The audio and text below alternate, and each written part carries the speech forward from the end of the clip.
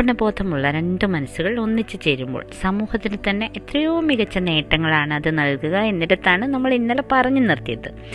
സച്ചിൻ ദാ എന്ന് ബോളിവുഡ് സ്നേഹാദരപൂർവ്വം വിളിച്ചിരുന്ന SD ബർമനും കിഷോർ കുമാർ എന്ന ഗായകനും തമ്മിൽ നിലനിന്നിരുന്ന ഊഷ്മള സൗഹൃദം അതിനൊരു ഉദാഹരണം മാത്രം. ആ ബന്ധത്തിൻ്റെ തുടക്കം ഇന്നലെ നമ്മൾ കേട്ടു. തൻ്റെ ജ്യേഷ്ഠനായ നടൻ അശോക് കുമാറിനൊപ്പം തൻ്റെ ആരാധ്യപുരുഷനായ SD ബർമനെ കാണാനായി കിഷോർ കുമാർ എത്തിയതും അദ്ദേഹത്തിലെ ഗായകനെ SD ബർമൻ തിരിച്ചറിഞ്ഞ് SD ബർമൻ്റെ ഗായകനാക്കി തിരഞ്ഞെടുത്തതുമൊക്കെ ആ കഥയിലേക്ക് അധികം അങ്ങോട്ട് പോകണം. അത് പറഞ്ഞാൽ പിന്നെ ബാക്കി പറയാൻ എനിക്ക് സമയം ഉണ്ടാവില്ല. അതൊരു കഥ. അപ്പോൾ അതേപോലെ തന്നെ രസകരമായ മറ്റൊരു കഥയുണ്ട്. ഇന്നലെ നമ്മൾ പറഞ്ഞു നിർത്തിയിരുന്നു. തൻ്റെ പാട്ടുകൾ ചിത്രീകരിക്കുന്നത് എങ്ങനെയാണ് എന്നതിൽ പോലും SD ബർമന് പലപ്പോഴും അഭിപ്രായമുണ്ടായിരുന്നു. അദ്ദേഹം കുറച്ചു കാലം ഒരു നടൻ കൂടിയൊക്കെ ആയിരുന്നു. അപ്പോൾ അങ്ങനെ അത് സുജാത എന്ന സിനിമ ഓർക്കുന്നുണ്ടോ? ഭയങ്കര ഹിറ്റായിട്ട് 1979 ഇറങ്ങിയത്. Film fair award, best story, best film, അങ്ങനെ എല്ലാം ഉണ്ട്. ബെസ്റ്റ് ആക്ട്രസ് എല്ലാം ഉള്ള അത് ബിമൽ റോയ് ആണ് സംവിധാനം ചെയ്തിരുന്നത്. ബിമൽ റോയിയെക്കുറിച്ച് പിന്നെ ഞാൻ കൂടുതലൊന്നും പറയേണ്ട കാര്യമില്ലല്ലോ. It's A legend himself. 4 film fair, best film award, 7 അങ്ങനെ ഈ അവാർഡുകളുടെ നേരെ പറഞ്ഞാൽ തന്നെ ഇന്നത്തെ ശുഭരാത്രി തീരും. ഓക്കെ, ആ ബിമൽ റോയ് ഇത് വെക്കുമ്പോഴത്തേക്കാണ് നമ്മുടെ SD ബർമൻ തൻ്റെ ഒരു പ്രിയപ്പെട്ട ഗാനവുമായി എത്തുന്നത്. ഗാനം നിങ്ങൾക്കറിയാം, നമ്മൾ പിന്നെ മലയാളത്തിലും അത് അഡാപ്റ്റ് ചെയ്തിട്ടുണ്ട്. ഏതാണെന്നറിയോ? ജൽത്തി ഹേ ജിസ്കേ ലിയേ തേരി ആँखों के जिए. അതന്നെ. ഈ പാട്ട് ചിത്രീകരിക്കുന്നതിനെക്കുറിച്ച് ബിമൽ റോയ് അതിൻ്റെ സെറ്റൊക്കെ പറഞ്ഞു കഴിഞ്ഞപ്പോൾ SD ബർമൻ പറഞ്ഞു അദ്ദേഹത്തിൻ്റെ പേഴ്സണൽ കഥ എടുത്താൽ നല്ലൊരു പ്രണയത്തിൻ്റെ കഥയും അതിൻ്റെ ഉള്ളിലുണ്ട്. ഇതെല്ലാം കൂടെ പറയാൻ ഈ ശുഭരാത്രി നേരത്തെ സമയമില്ല. നിങ്ങൾ ഞാൻ ഇന്നലെ പറഞ്ഞ പുസ്തകം പോയി വായിക്കും. അപ്പോൾ അദ്ദേഹത്തിൻ്റെ ആ ഒരു കാമുക ഭാവവും മനസ്സിലുണ്ട്.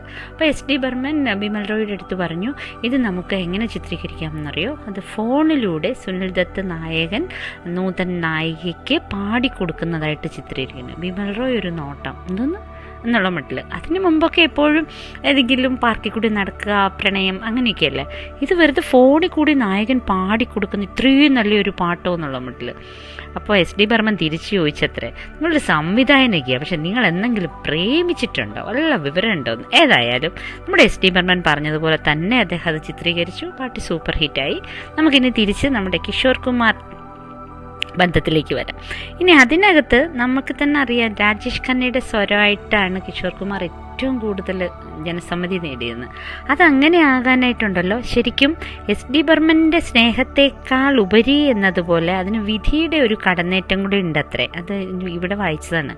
അപ്പോൾ ഈ കിഷോർ കുമാറിന് വേണ്ടി ആരാധന എന്ന ചിത്രത്തിൽ SD ബർമൻ ഒരുക്കിയിരുന്നത് 2 പാട്ടിലായിരുന്നു. അല്ല, ഒരു പാട്ടിലായിരുന്നു. കോരാ കാഗസ് താ ജീവന മേരാ, അതിൽ മാത്രമായിരുന്നു കിഷോറിൻ്റെ സ്വരം അദ്ദേഹം ഉപയോഗപ്പെടുത്തുന്നത്. മറ്റേത് 2 മുഹമ്മദ് റഫീക്ക് വെച്ചിരുന്ന പാട്ടുകളാണ്. Can you believe?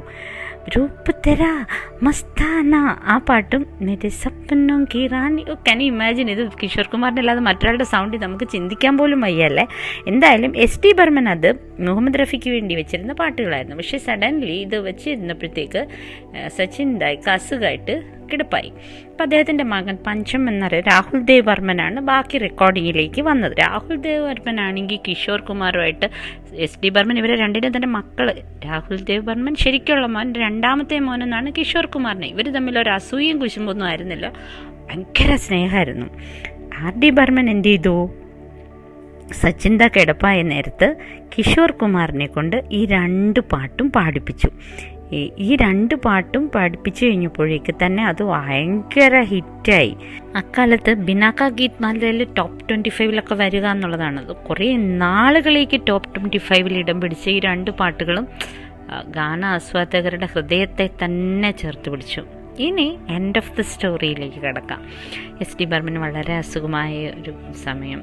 ആ പാട്ട് ഞാൻ പാടുന്നില്ല. സൂനി സൂനി എന്നുള്ള പാട്ട്, അത് വളരെ ബുദ്ധിമുട്ടാണ് പാടാൻ. ആ പാട്ടാണ് അദ്ദേഹം അതിനകത്ത് കമ്പോസ് ചെയ്ത് വെച്ചിരുന്നത്.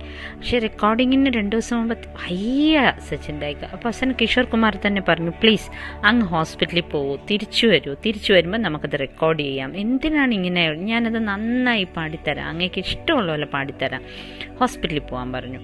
അങ്ങനെ SD ബർമൻ ഹോസ്പിറ്റലിൽ പോയി. എന്നിട്ട് രാഹുൽ ദേവ് ബർമനോട് പറഞ്ഞു, ആ പാട്ട് സമയത്ത് റെക്കോർഡ് ചെയ്ത് കൊടുക്കണേ, കിഷോറിന് അറിയാം എനിക്കത് എങ്ങനെയാണ് പാടേണ്ടതെന്ന് അറിയാമെന്ന് പറഞ്ഞു. അവസാനം ഇദ്ദേഹം ഹോസ്പിറ്റലിൽ കിടന്നുകൊണ്ട് തന്നെയായിരുന്നത്രേ ആ പാട്ട് അദ്ദേഹം പാടിയത്. പക്ഷേ അതെങ്ങനെയാണോ അദ്ദേഹം പിന്നീട് കിഷോർ കുമാർ SD ബർമനെക്കുറിച്ച് ചിന്തിക്കുന്ന ഒരു പറയുന്നുണ്ട്, എനിക്ക് എന്നെല്ലാം എൻ്റെ അടുത്ത് സച്ചിൻ വന്ന് നിന്ന് ഓരോ ആക്ഷൻ സഹിതമാണ് പാട്ട് പറഞ്ഞു തരിക. പാതിരാത്രി 11-12 മണിക്ക് വിളിച്ച് പാട്ട് പറഞ്ഞു തന്നിട്ടുണ്ട്. പിറ്റേ ദിവസം രാവിലെ പാടാൻ പറഞ്ഞിട്ടുണ്ട്. വഴിയിൽ സഞ്ചരിച്ചുകൊണ്ടിരുന്ന എന്നെ കാറിൽ നിന്ന് തട്ടിയെടുത്തുകൊണ്ട് പോയി റിഹേഴ്സലിന് പോയിട്ടുണ്ട്. അപ്പോഴൊക്കെയും അദ്ദേഹം കൂടെ ഉണ്ട് എന്നൊരു ചെറിയ ഉദാസീനത ഉണ്ടായിരുന്നു എന്നത് ഈ അവസാനത്തെ പാട്ട് റെക്കോർഡ് ചെയ്തപ്പോഴാണ് എനിക്ക് മനസ്സിലായത്. അദൃശ്യനായി നിന്ന SD ബർമൻ്റെ ഓരോ നൊട്ടേഷനും എന്നെ അത്രയേറെ ബാധിക്കുന്നുണ്ടായിരുന്നു. ഞാൻ അദ്ദേഹത്തിന് വേണ്ടി ഇത്രയേറെ എൻ്റെ മുഴുവൻ മനസ്സും അർപ്പണബോധവും കൊണ്ട് പാടിയ ഒരു പാട്ടില്ലെന്ന്. പക്ഷേ ആ പാട്ട് പുറത്തു വന്നപ്പോഴത്തേക്ക് സച്ചിൻ്റെ ഓർമ്മയായിപ്പോയിരുന്നു. ഈ കഥകളൊക്കെ കേൾക്കുമ്പോൾ നമ്മൾ പിന്നെയും ഓർക്കുന്ന ഒരു കാര്യം, ഇതൊക്കെ നമ്മുടെ ജീവിതത്തിൽ എങ്ങനെയാണ് ബാധിക്കുക? നല്ല ആൾക്കാർ, നമുക്ക് ചേർന്ന ആൾക്കാർ, നമ്മളെ കൂടുതൽ പുതിയ വഴിയിലേക്ക് നയിക്കാനുള്ള ആൾക്കാർ, അവരുമായി ചേരുക, പുതിയ പുതിയ കാര്യങ്ങൾ ചെയ്യുക. നമുക്ക് മാത്രമല്ല, അത് സമൂഹത്തിനും എത്രയേറെ പ്രയോജനം ചെയ്യും. ശുഭരാത്രി.